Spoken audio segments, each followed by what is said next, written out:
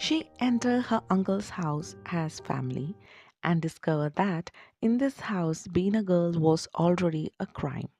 3 years after the World War II, Italy is trying to rebuild. But for one family, the war truly never ended. Inside their home, fear still rules, hunger still exists, and silence is enforced like a law. This is the story of Nini, Jew, and a household ruled not by love but by control. Italy is poor, divided, and emotionally exhausted after the war. Jobs are scarce, food is limited, and traditional power structures remain brutally intact. At the center of story is the father, a small-minded, bitter man who rules his household like a dictator. He verbally and physically abuses his wife. He humiliates and controls his daughter. He controls money tightly, barely allowing enough for food. To him, women are inferior, meant to obey, endure, and remain silent. Only one person can escape his cruelty: Jew, the favored son. Jew, the youngest child, is his father's pride. He is never beaten, rarely criticized, and treated as a future of the family. The father believes food can be sacrificed and education can't. Even as family goes hungry, money is saved for Jews' schooling, enforcing the belief that boys matter more than survival itself. Joe grows up protected but not innocent. He watches, he listens, and he observes the world around him faster than a child should. Everything changes when father's gravely ill brother asks for help. His daughter, Nini, comes to live with them. Nini is only 14, but she brings something unfamiliar into the house: warmth, curiosity, energy, and a sense of freedom. Unlike the opposed woman of the household, Nini laughs, questions, and pushes boundary, not aggressively but naturally. For Joe, she becomes a window into a world he doesn't understand yet, but desperately wants to. Nini befriends a young mixed race local boy living with other homeless youths in a ruined building nearby. He represents post war displacement, racial prejudice, youth without protection.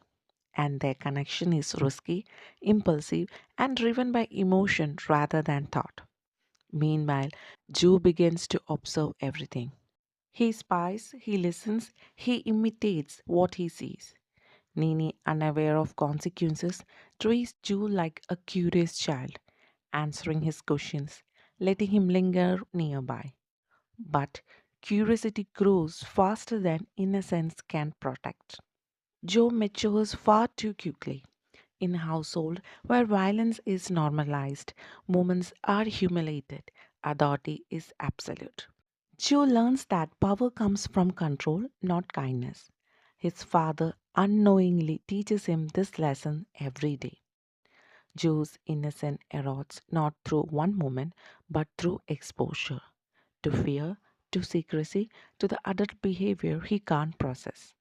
And then comes the turning point. Joe's father discovers Nini's secret relationship. What follows is not just anger, but a moral outrage fueled by hypocrisy. The same man who abused his wife, starves his family, dehumanizes women, now claims moral authority. Nini becomes a target of shame.